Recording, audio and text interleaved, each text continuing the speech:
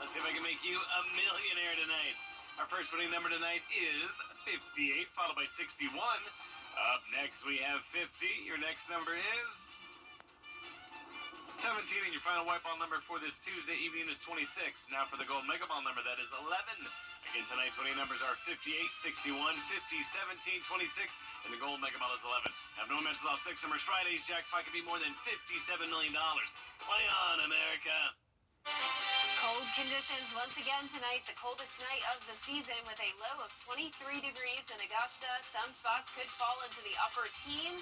Then we'll have cool temperatures once again tomorrow afternoon with sunny skies. All those details coming up. Now on News Channel 6 at 11, an Augusta house fire left almost a dozen people homeless.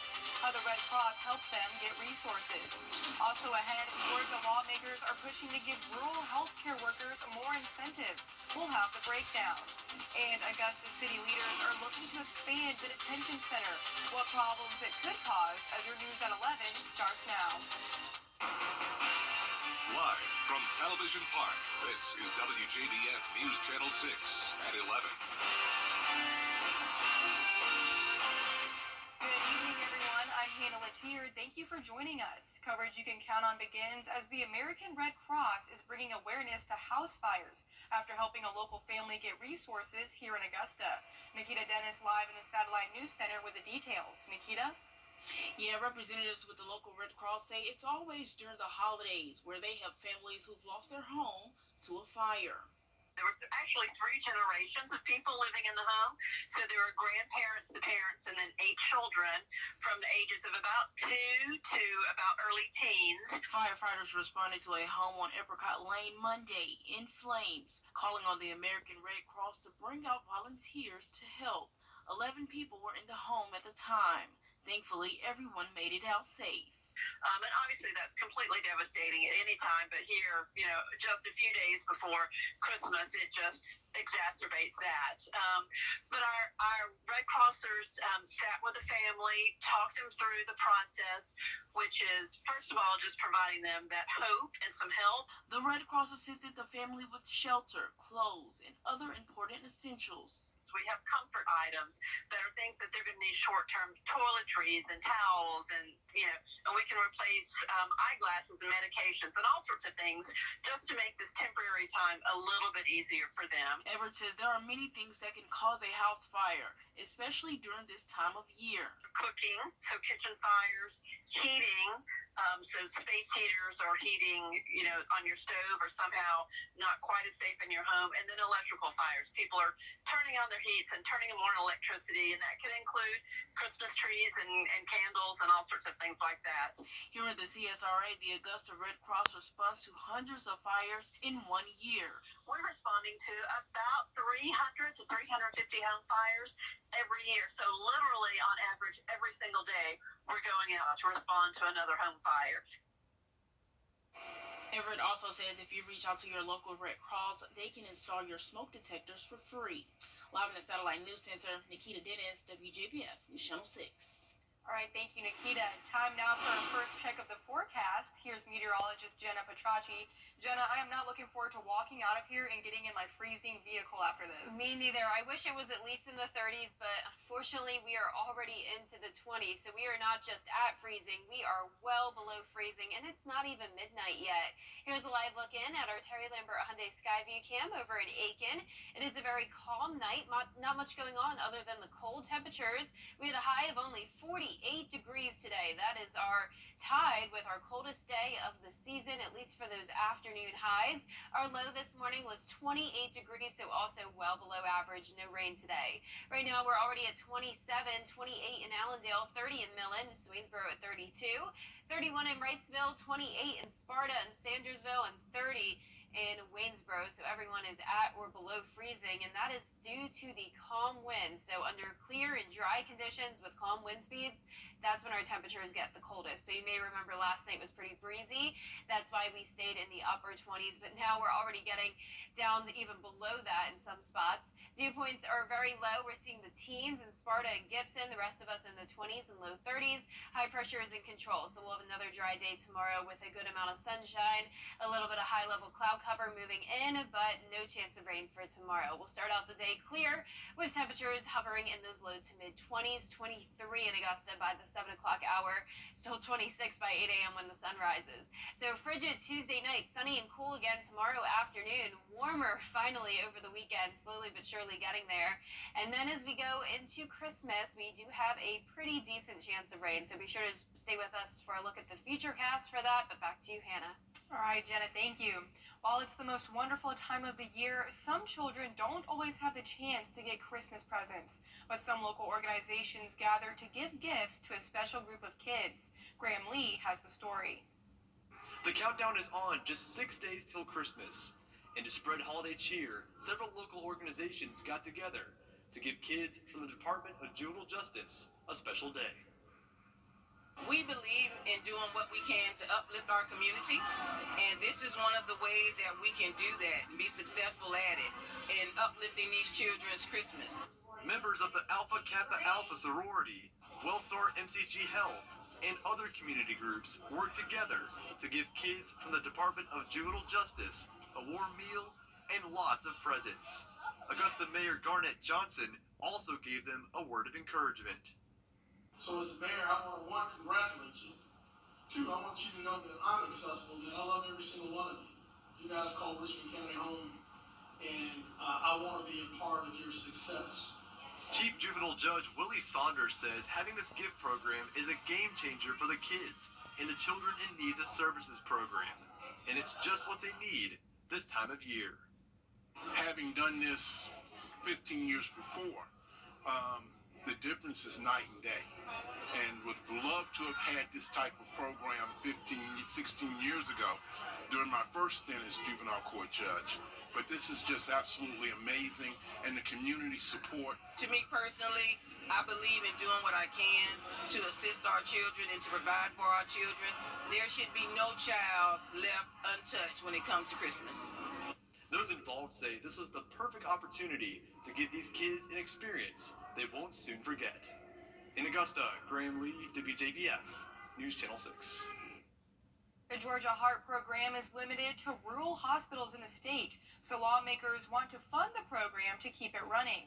The funds have allowed rural hospitals to buy x-ray machines, surgical robots, rehab centers, and on-site pharmacies. Lawmakers say it helps pump money to rural hospitals to reduce drive times for those who need health care access. Lawmakers hope to revisit the Georgia Heart Program so rural hospitals can continue to thrive and improve broadband for telehealth. Augusta moves forward on what will be one of the biggest projects in the city next year, expanding the jail.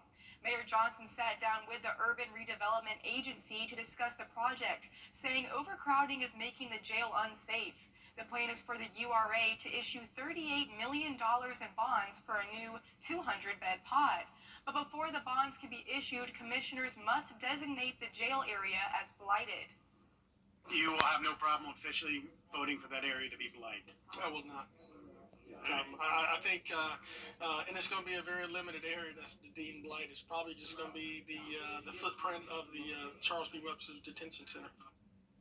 The plan is for the city to cover the cost of the bonds in the next phase of the sales tax, but that depends on voters approving it in 2025. Up next, we'll check back in with Jennifer Tracci for the full forecast, and we'll take you to Columbia County, where there is a Christmas light fight that is a must-see. Stay with us. I was only playing 6 Skyview Network, sponsored by Terry Lambert Hyundai. Now, your most accurate forecast with WJBF Live 5/6. Welcome back. I want to start out with a school shout out. I visited A. Bryan Murray Elementary School a few days ago, and I had a great time talking with all the first graders here. There's a whole bunch of them, and this was a great time. They were all very sweet. The teachers were very sweet as well, and they had so much fun learning all about the weather. But now let's take a live look at our Terry Lambert Hyundai Skyview cam over in Aiken, and not much going on tonight other than the cold temperatures. We're under clear skies, very dry outside, and we're already down to 27 degrees. Winds are coming in from the southeast at just 3 miles per hour. A lot of us in the upper 20s already. Everyone is below below freezing. 28 in Sandersville, 27 in Lincolnton, Aiken also at 27, 30 in Bamberg, 31 in Sylvania, 31 in Waynesboro. That's about as warm as it gets. Winds are pretty much at 0 miles per hour for the majority of us. So with calm winds, that's when we are able to see those temperatures fall pretty drastically. High pressure is in control. That means it will be another dry day tomorrow with mostly sunny skies, just a little bit more cloud cover than the previous days. So temperatures staying well below freezing all throughout the overnight hours and for the start of our Wednesday, 23 at 7 a.m., then only going up to 47 by noon.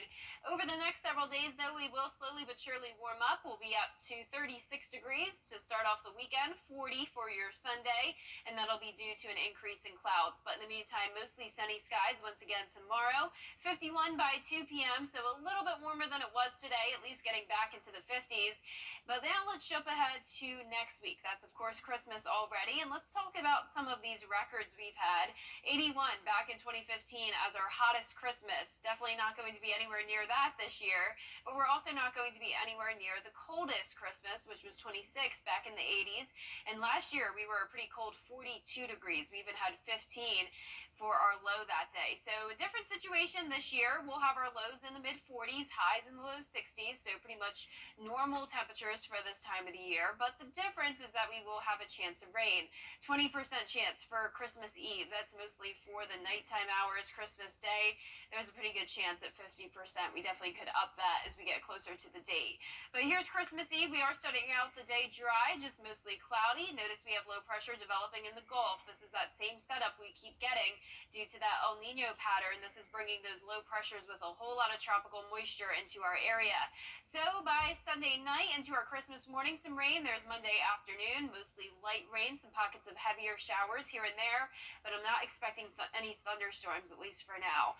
Lows tonight, anywhere from 19 in Saluda to 24 in Aiken, 23 in Augusta, 27 down in Swainsboro, and our highs tomorrow will only top off in the low 50s, definitely cooler than normal. Over the next several days, we'll continue to see the cool temperatures, making it up into the 60s over the weekend, lows into the 40s. Once again, a 50% chance of rain on Christmas Day and the day after, very cloudy as well. Back to you, Hannah. All right, Jenna, thank you so much. The Columbia County Christmas Light Fight is underway, and voting has been open most of the month. Tomorrow, the organizers will announce the winner on their Facebook page. Take a look at the top family homes. Together we start in the first quarter of the year and work through getting all the pieces and things put together, all the song selection, things of that nature, and making the lights blink on beat. So it's really a year-long process for 3 months of lights.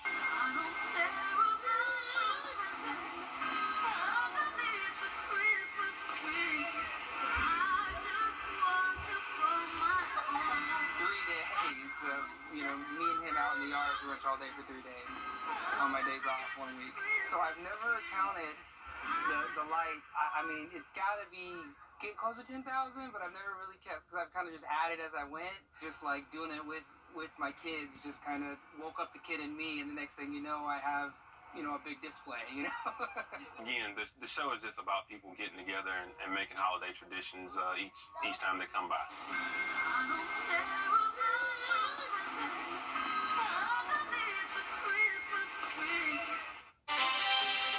Coming up, the Senate is behind on confirmations of top military officials. Will they be able to get them all done before Christmas break? We'll let you know after the break. But first, the winning numbers for tonight's South Carolina lottery are Pick 3, 036, Fireball 6, and the Pick 4 winning numbers 6, 3, 3, 8, Fireball 6. At Batteries Plus, we bring power to your life. Can your car battery survive another winter? Come to Batteries Plus for a great selection of auto batteries, battery testing, and installation. There are trucks.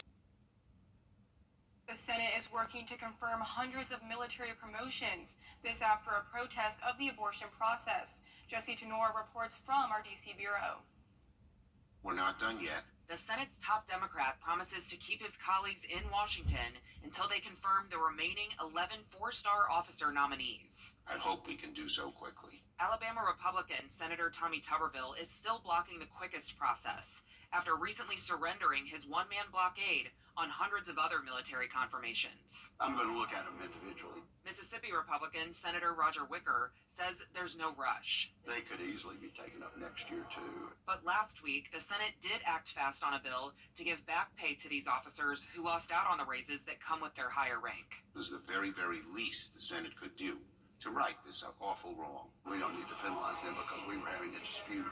But like many Republicans, Wicker still opposes the Pentagon policy Tuberville was protesting. It offers travel expenses and time off for service members seeking legal abortions.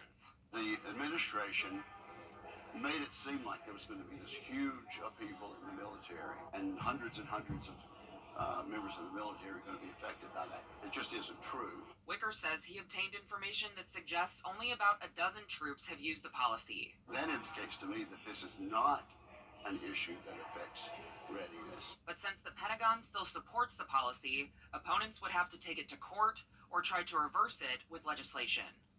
In Washington, I'm Jessie Chnor. Coming up in sports, when it comes to high school sports, the Augusta area has been a hotbed for state championship caliber basketball teams. We'll look at who's contending this mid-year up next. 12:30 on News Channel 6. Weather headlines on News Channel 6, brought to you by Jamie Casino Injury Attorneys. The News Channel 6 mobile app is now even better. Download it today. Now, WJBF sports coverage you can count on. Last year, the Westside boys and North Augusta girls brought home basketball state championships. This year, we have 21 area teams ranked in their respective top 10s this week. Our Kira Goldstein checks in with some of them as we approach the holiday break. Kudos to the coaches. I mean, that means we're putting in the time and the necessary energy, but most important, we're part of their growth. Basketball, it's a popular sport. We try to spend a lot of time on player development. So being consistent early on kind of helps out now. Every program is different, and thus every coach has a different idea about what is making their team successful. The biggest thing I always talk about is energy, effort, and attitude. You can always control those things no matter, what's going on. So when I talk to them about handling adversity, it's like we have to, not only is this a basketball skill, but it's a life skill as well. We've built a culture here at North Augusta. We demand excellence from our young men every single day on and off the court. And we've had a few good years here in a row, but our culture defines us. The biggest thing is holding them accountable every single day. We hold them accountable for not only what they do on the court, but off the court as well. Trying to make them better young men first, and if we do that, the basketball piece comes later. We have to have a growth mindset in order to get the things that we need to get done. Also understand that we have new pieces that are coming in that we have to teach them what to do. So just trust in the process and understand that the pieces will eventually fall together. Intensity and culture, just holding everyone accountable, whether you're the first person off the bench or the last person off the bench. Everybody this year has been really good about doing their part, playing their role, and playing hard. We go game by game. I mean, we're not looking so far ahead. Right now it's day by day. We played some tough teams with North Augusta, Carver, Columbus, and it's just we're going game by game and trying to improve each game.